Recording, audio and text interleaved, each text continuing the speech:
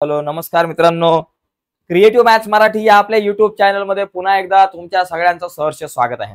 आज आपण चर्चा करतोय इयत्ता 9वी गणित भाग 1 चं तिसरं प्रकरण ज्याचं नाव आहे बहुपदी आणि बहुपदी प्रकरणातला सराव संच 3.1 आपण बघणार आहोत। या अगोदर आपण पहिलं जे प्रकरण आहे संच याचे सगळे सराव संच बघितलेत आणि त्याचबरोबर संकीर्ण प्रश्न संग्रह सुद्धा बघितलाय। दुसरं प्रकरण वास्तव संख्या याचा सुद्धा संकीर्ण प्रश्न संग्रह आणि त्याचबरोबर सगळे सराव संच बघितलेत। या अगोदरचे सराव संच आणि संकीर्ण प्रश्न संग्रह तुम्ही नसतील बघितले तर या व्हिडिओच्या खाली डिस्क्रिप्शन मध्ये मी तुमच्यासोबत शेअर केलेले आहे सगळ्या लिंक तुम्ही नंतर बघू शकताय। तर आता आपण चर्चा करू तिसऱ्या प्रकरणावरती बहुपदी सराव संच 3.1। पण 3.1 बघण्याच्या अगोदर एक छोटीशी रिक्वेस्ट आहे मित्रांनो, नवीन असाल चॅनलवर तुम्ही आणि अजूनपर्यंत आपला चॅनल सबस्क्राईब नसेल केला तर आत्ताच आपला चॅनल सबस्क्राईब करा आणि त्या बाजूला असलेलं बेलचं बटन सुद्धा दाबा, जेणेकरून मी अपलोड केलेल्या प्रत्येक नवीन व्हिडिओची नोटिफिकेशन सगळ्यात अगोदर तुमच्यापर्यंत पोहोचेल। जाऊयात पुढे। बघा पहिला जो प्रश्न आहे आपल्याला काय करायचंय, खालील राशी बहुपदी आहेत का ते आपल्याला सांगायचंय। तर बघा बहुपदी केव्हा असेल, बहुपदीचं एक वैशिष्ट्य लक्षात घ्या, महत्वाचा मुद्दा की जेव्हा घात जो आहे कुठल्याही एखाद्या पदाचा घात म्हणजे ऍक्च्युली सगळ्या पदांचा जो काही घात असेल तो आपल्याला पूर्ण संख्या पाहिजे। पूर्ण संख्या म्हणजे काय, 0 1 2 3 डॉट डॉट अशा संख्या पाहिजेत। जर तो 1 2 घात असेल एखाद्या चलाचा तर त्याला आपल्याला त्या राशीला बहुपदी म्हणता येणार नाही। किंवा एक घात जर का -1 असेल एखाद्या चलाचा, -2 असेल, -3 असेल तरी तिथे आपल्याला बहुपदी म्हणता येणार नाही। आता इथे जर बघितलं y अधिक 1/y याचा अर्थ काय होतो, y अधिक y चा वजा पहिला घात। म्हणजे कसं असतं, 1/a चा m वा घात याचा अर्थ a चा वजा m वा घात। हे आपल्याला माहिती आहे, हा घातांकाचा नियम आपण 7वी 8वी ला शिकलो। तसंच इथे 1/y चा पहिला घात असतो म्हणजे त्याचा अर्थ y चा वजा पहिला घात। आता इथं जर घात जो आहे तो वजा मध्ये येतोय म्हणजे पूर्ण संख्या नाहीये, म्हणजे ही बहुपदी आहे का, नाहीये। म्हणून आपण म्हणू शकतो की म्हणून आपण म्हणू शकतो y अधिक 1/y ही बहुपदी नाही, ही बहुपदी नाही। ओके, ही बहुपदी नाहीये। आता इथं बघा ही बहुपदी आहे काय, ते वर्गमुळात x आहे। याचा अर्थ काय, 2 - 5 वर्गमुळात x म्हणजे x चा 1/2 घात असतो। वर्गमुळात x म्हणजे 1/2 घात असतो। म्हणजे इथे आता जर आपण बघितलं तर x चा जो घात आहे तो पूर्ण संख्या नाहीये। मग इथं लिहायचं x च्या चलाचा घात पूर्ण संख्या नाहीये, म्हणून आपण म्हणू शकतो की 2 - 5 वर्गमुळात x ही बहुपदी नाही, ही बहुपदी नाही, बहुपदी नाही। ओके, ही बहुपदी नाही। आता हिचं बघा, ही बहुपदी आहे, इथं म्हणू शकता बाबा ही बहुपदी आहे, ही बहुपदी आहे, बहुपदी आहे। कारण इथे घात जो आहे तो सगळीकडे आपल्याला दिसतोय, दुसरा घात आहे, पहिला घात आहे आणि 0वा घात। एखादी फक्त एकच संख्या असेल स्थिर तर इथं 0वा घात असतो। इथे वजा दुसरा घात आलाय म्हणजे ही बहुपदी आहे का, नाहीये। मग इथं लिहायचं बाबा ही बहुपदी नाहीये। 10 ही बहुपदी आहे। तुम्ही म्हणाल सर इथं x y काय दिसत नाही, 10 म्हणजे काय असतो, 10 गुणिले x चा 0वा घात असतो, बरोबर। 10 गुणिले x चा 0वा घात म्हणजे 1, कुठल्याही संख्येचा 0वा घात म्हणजे 1 असतो, बरोबर। 10 गुणिले 1 10 म्हणजे ही बहुपदी आहे। तर अशा प्रकारे आपल्याला ओळखावं लागेल की बहुपदी आहे की नाही। आता पुढचा प्रश्न काय दिलाय, दुसरा प्रश्न, खालील प्रत्येक बहुपदीतील यम घनचा सहगुणक। सहगुणक कशाला म्हणतात, बघा माझ्याकडे 7x हे पद आहे तर त्याच्यामध्ये x ला आपण चल म्हणतो आणि x च्या बाजूला जी स्थिर संख्या आहे त्याला आपण म्हणतो सहगुणक, सहगुणक। ओके, x चा सहगुणक। आता इथं आपल्याला यम घनचा सहगुणक सांगायचा, यम घन। आता इथं हा एकटा यम घनच आहे। या पहिल्या प्रश्नामध्ये यम घनचा सहगुणक म्हणजे त्याच्या शेजारी काय संख्या आहे। आता इथं यम घनाच्या शेजारी काहीच नाही, मग काय नाही लिहायचं का सर, लक्षात घ्या, जिसका कोई नहीं होता उसका एक होता है। यम घनाच्या शेजारी काही नाही म्हणजे इथं यम घनाचा सहगुणक 1 आहे। इथं बघा यम चा सहगुणक 1 आणि यम घनाचा सहगुणक काय, वर्गमुळात 3 आहे। पण नुसतेच वर्गमुळात 3 नाही, वर्गमुळात 3च्या अगोदर वजाचं चिन्ह आहे म्हणजे वजा वर्गमुळात 3। इथे यम घनाचा सहगुणक काय बाबा, -2/3। इथे तुमच्याकडे उत्तर काय, -2/3, -2/3 यम घनाचा सहगुणक। यम वर्गाचा सहगुणक -5, यम चा सहगुणक 7 आहे। म्हणजे इथं यम घनाचा सहगुणक विचारलाय म्हणजे ही अशी उत्तर आपल्याला या ठिकाणी इथं लिहिता आली पाहिजेत। सोपा प्रश्न होता। पुढचा प्रश्न काय, खालील माहितीवरून x हे चल वापरून प्रत्येकी एक बहुपदी लिहा। आता x चल वापरायचं तुम्हाला, काय चल काय वापरायचं, x। कोटी 7 असलेली एक पदी, कोटी म्हणजे काय, सगळ्यात मोठा घातांक आता समजा मी एक बहुपदी लिहिली 5x चा वर्ग 5x चा 8वा घात अधिक 7x चा वर्ग अधिक 2x चा 6वा घात, याची कोटी किती 8, सगळ्यात मोठा घातांक 8 आहे. तसं इथं काय पाहिजे, एकच पदी पाहिजे, एकच पद पाहिजे, पण कोटी 7 पाहिजे. मग तुम्ही असं लिहू शकता, चला x चा 7वा घात झाली कोटी 7, किंवा दुसरं लिहू शकता 7x चा 7वा घात झाली कोटी 7. तिसरं एखादा लिहू शकतो 15x चा 7वा घात, किंवा एखादा म्हणू शकतो सर मी वजा 2x चा 7वा घात लिहितो, कोटी 7. एक घातांक 7 पाहिजे, सगळ्यात मोठा घातांक. आता इथं कोटी पद असलेली, कोटी 35 असलेली द्विपदी, द्विपदी म्हणजे मला 2 पद पाहिजेत. आता द्विपदी म्हणजे 2 पद, त्रिपदी म्हणजे 3 पद. 2 पद म्हणजे समजा एखादा लिहिला 2x चा 35वा घात अधिक 2x चा अधिक 5x चा 32वा घात लिहा, किंवा 5x चा घन लिहा, किंवा 5x चा दुसरा घात लिहा, 5x चा तिसरा घात लिहा, जे काय लिहायचं ते तुम्हाला लिहा, किंवा 5x चा 5वा घात लिहा. पण सगळ्यात मोठा घात 35 पाहिजे. तुम्ही काही लिहू शकता. एखादा म्हटलं सर मी लिहितो 15x चा 35वा घात अधिक 12, चालेल, सगळ्यात मोठा घातांक 35 आहे. एखादा म्हणून सर मी असं लिहितो 32x चा 35वा घात अधिक 2x चा 25वा घात, चालेल, सगळ्यात मोठा घातांक आपल्याला 35 पाहिजे. म्हणजे बरीचशी उत्तरं तुम्ही इथं इन्फायनाइट उत्तरं तुम्ही लिहू शकताय. प्रत्येक विद्यार्थ्याचं उत्तर वेगळं असेल. कोटी 8 असलेले त्रिपदी म्हणजे डोक्यावर सगळ्यात मोठा घात 8 पाहिजे आणि 3 पद पाहिजे. समजा एखादा म्हटला सर मी लिहितो 2x चा 8वा घात अधिक 3x चा 7वा घात अधिक 4x, चला कोटी 8 आहे. एखादा म्हणून सर मी लिहितो x चा 8वा घात अधिक 4x चा तिसरा घात अधिक 2, चालेल. एखादा म्हणून सर मी असं लिहितो 15x चा 8वा घात अधिक 12x अधिक 8, चालेल. सगळ्यात मोठा घातांक 8 पाहिजे आपल्याला, एवढं लक्षात घ्या. तर इथं अशा प्रकारे आपल्याला एक एक सांगितले तुम्हाला, तर मी 2-2, 3-3 दिलेले आहेत उत्तर. यापैकी कुठलंही एक तुम्ही लिहू शकता. ठीक आहे. पुढचा प्रश्न बघा, प्रश्न क्रमांक 4. इथं बहुपदीची कोटी लिहायची. कोटी लक्षात घ्या, इथं नुसतेच वर्गमुळात 5 आहे, तर याची कोटी किती? तर वर्गमुळात 5 म्हणजे काय, वर्गमुळात 5x चा 0वा घात असतो. याचा अर्थ वर्गमुळात 5 गुणिले x चा 0वा घात 1 म्हणजे वर्गमुळात 5च उत्तर येईल.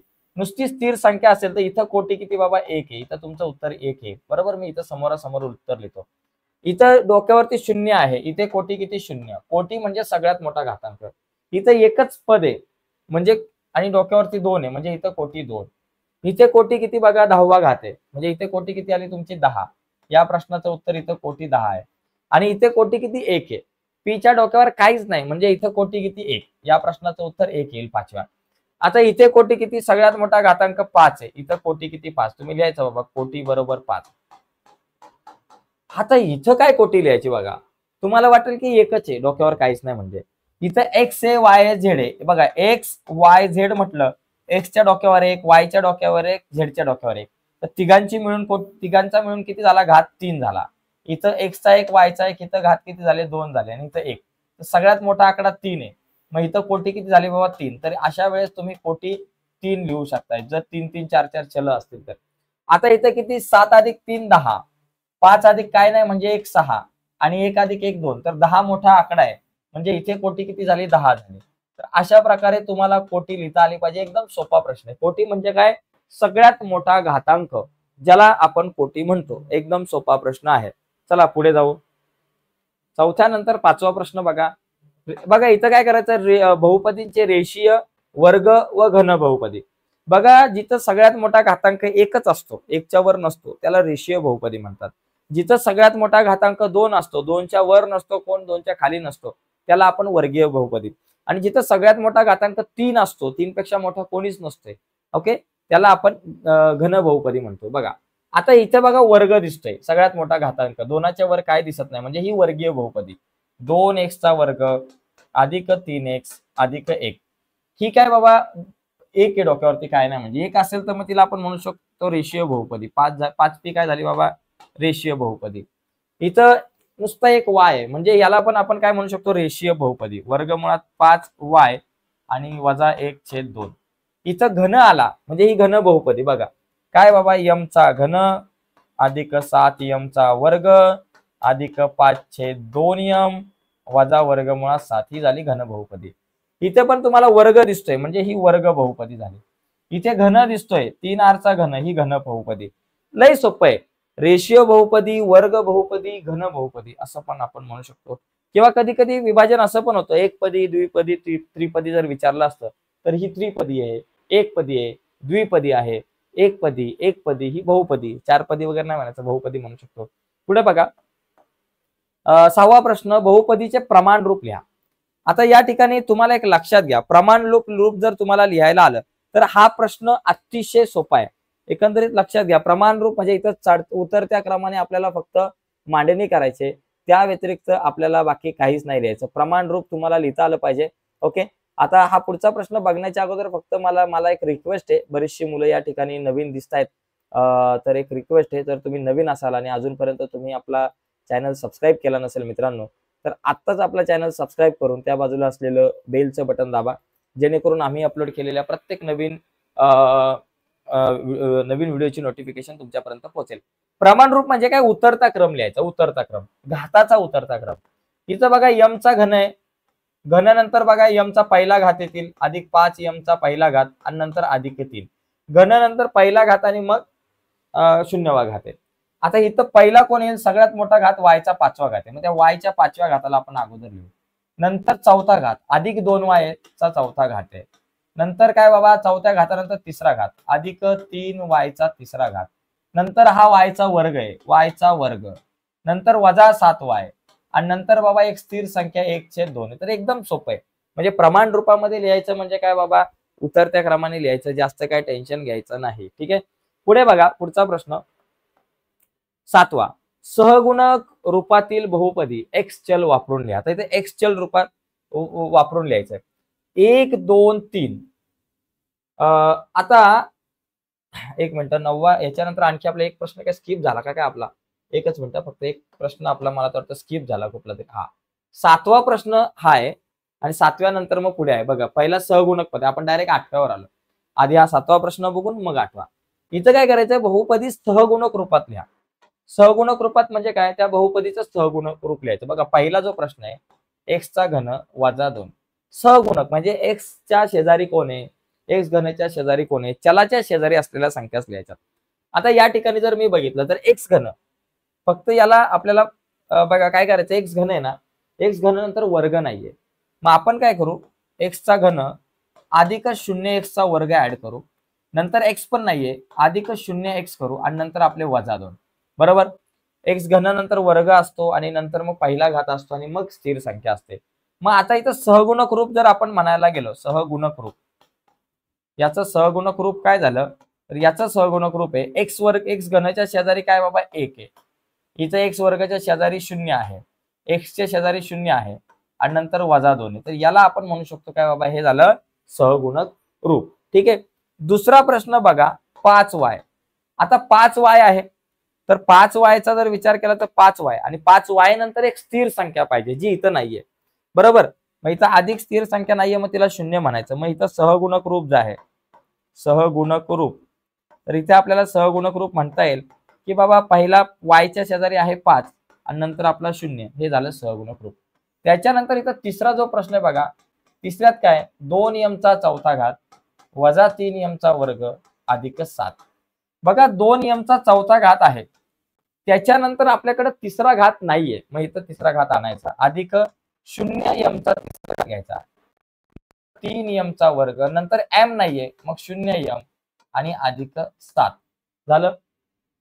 आता सहगुणक रूप, सहगुणक रूप एकदम सोपा प्रश्न आहे. सहगुणक रूप, सहगुणक रूप काय लिहिणार, एमच्या चौथ्या घाताच्या शेजारी 2 आहे, यम घनच्या शेजारी 0 आहे, यम वर्गाच्या शेजारी वजा 3 आहे, नंतर 0 आहे आणि त्याच्यानंतर 7. संपला विषय, सहगुणक रूप एकदम सोपा प्रश्न आहे. आता हा बघा चौथा प्रश्न आपल्याला दिलेला आहे, वजा 2/3. आता याच्या खाली काय बाबा एक्स वाय काय नाही चल, मग याचं सहगुणक रूप एवढंच येणार आहे, वजा 2/3 एवढंच येणार आहे, या व्यतिरिक्त काहीच नाही येणार. तर अशा प्रकारे आपल्याला सहगुणक रूपामध्ये लिहिता येऊ शकतं. आता हे तुम्हाला लिहून घ्यायचं असेल तर तुम्ही फटाफट लिहून घ्या.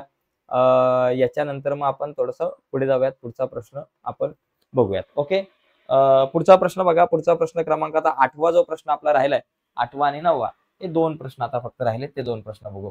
8वा प्रश्न बघा, सहगुणक रूपातील बहुपदी एक्स चल वापरून लिहा. पहिला प्रश्न काय, 1 2 आणि 3.